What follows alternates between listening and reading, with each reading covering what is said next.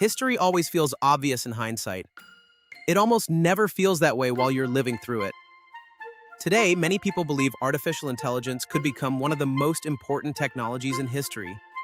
They might be right. They might be wrong. The hardest part about living through history is that you don't know which moments future generations will remember. History can't answer that question for us, but it can teach us what to look for. Welcome to Synthetic Politics. Imagine it's the late 19th century. Electricity already exists. You've seen light bulbs. You've seen public demonstrations. Someone asks you a simple question. Where do you think electricity will create the most value? Most people would have answered, lighting. They wouldn't have been wrong. They just wouldn't have been thinking big enough. Electricity didn't change the world because people could suddenly see after dark. It changed the world because it made entirely new things possible. Electric motors replaced massive steam-driven factory systems. Factories were redesigned. Production accelerated. Manufactured goods became cheaper. Cities and daily life reorganized around reliable power. Every domino created opportunities that hadn't existed before. Entire industries rebuilt themselves around electricity. The light bulb was remarkable, but the real revolution was everything that happened because electricity existed. The internet followed a remarkably similar pattern. At first, many people saw it as a faster way to share information. That wasn't wrong. It just wasn't the whole story. The internet transformed communication, then commerce, then education, then entertainment. Eventually, nearly every part of modern life reorganized around a global digital network. Different technologies, the same pattern. One breakthrough, a cascade of opportunities. Breakthroughs are rarely defined by one invention. They're defined by the chain reaction that follows. Maybe we've been asking the wrong question. When a new technology appears, most people ask, what can it do today? History suggests a better question. What starts changing because it exists?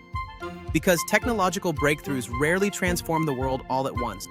They begin when millions of people start discovering new ways to build on top of a new capability. One opportunity leads to another, then another, until the economy begins reorganizing itself around something that once seemed ordinary. So let's come back to artificial intelligence. Will it become one of history's defining technological breakthroughs? The honest answer? We don't know yet, and that's okay. We're living through this technological transition, not reading about it centuries later. But history gives us something useful to watch. Not just the technology, the dominoes. Watch what starts reorganizing itself. Tasks that once required teams of specialists can increasingly be completed by much smaller teams using AI tools. New infrastructure is already forming around the cost and availability of compute. Certain kinds of work are becoming dramatically cheaper, while others grow more valuable. Existing systems that depend on scarce human attention or slow iteration suddenly begin looking inefficient. Those observations don't predict the future, but history suggests they're often the right signals to notice.